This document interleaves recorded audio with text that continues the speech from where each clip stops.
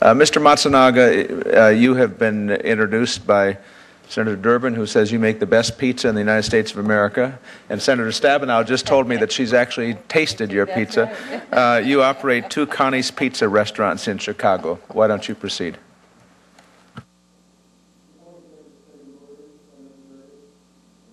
Esteemed members of the Senate, thank you for the opportunity to testify before you today about the difficulties small businesses are having accessing credit and creating jobs.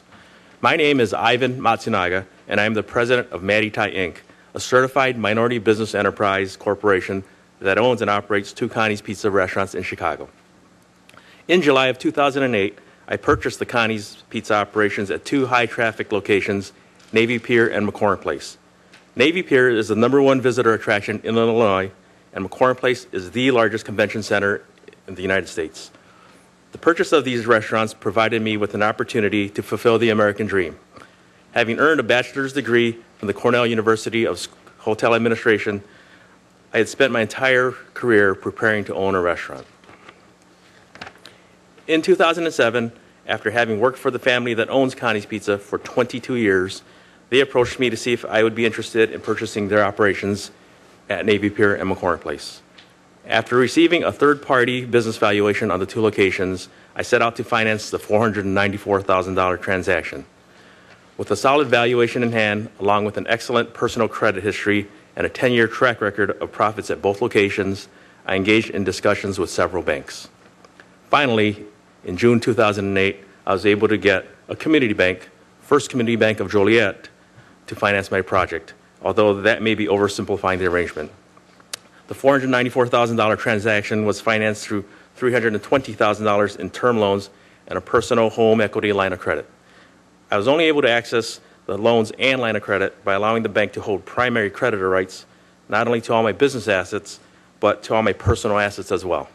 I had to collateralize the entirety equity in my home, life insurance policies, investments, and asset accounts, even though their collective value was significantly in excess of the outstanding debt.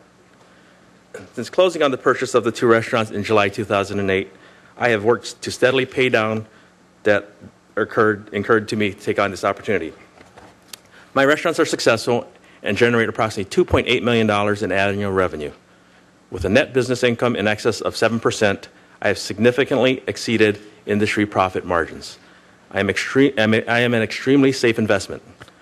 The success of my business gives me a great sense of accomplishment as I'm able to provide a great dining experience while employing about 80 people.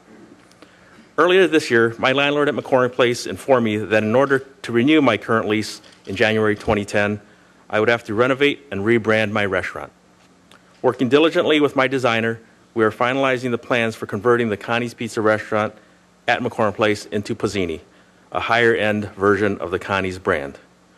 By completely reworking the guest flow and style of service, we will need to employ at least 5 additional full-time and part-time employees. Preliminary estimates place the cost of the renovation and rebranding at $250,000 to $300,000. The bulk of this cost would be for construction, which would begin immediately and create new construction jobs. In order to finance the renovation, I approached STC Capital Bank, but they declined. Ironically, I invested $100,000 as an original investor in the bank in 2006. How perplexing is it that they would not even reciprocate? What type of banking environment exists where they currently have $100,000 of my money and yet they won't give me a loan? I have also been turned down by 2 large Chicago banks, MB Financial and Northern Trust Bank, both of which receive funding through the Federal Troubled Asset Relief Program.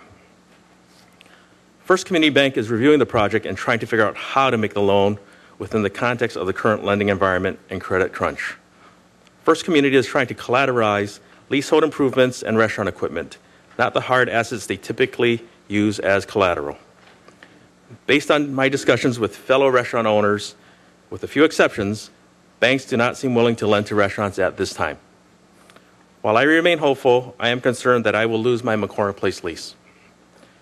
My landlord also approached me with another very exciting opportunity, opening up a Subway shop in the new West building of McCormick Place. This would require me to buy a Subway franchise, build out the space, and purchase the necessary equipment.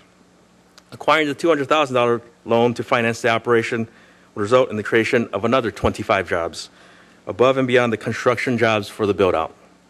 Although this is a fantastic opportunity, I am extremely anxious about the prospects for the subway loan. Currently, my primary concern is that my inability to access credit will cause me to lose my lease at McCormick Place.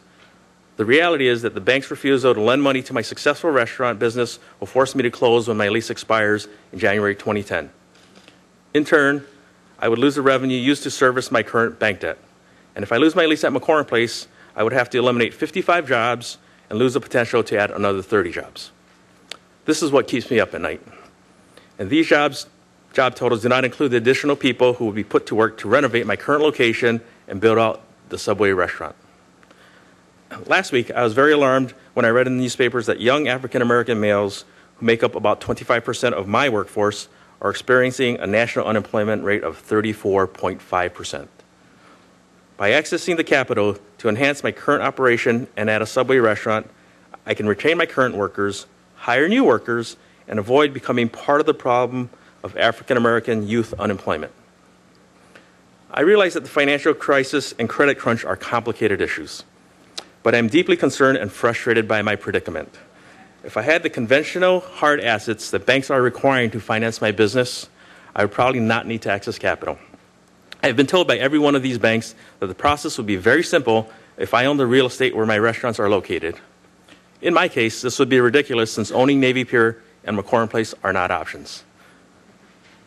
I know that my situation is not unique. I am the recent former chairman of the Illinois Restaurant Association and a new director-elect of the National Restaurant Association.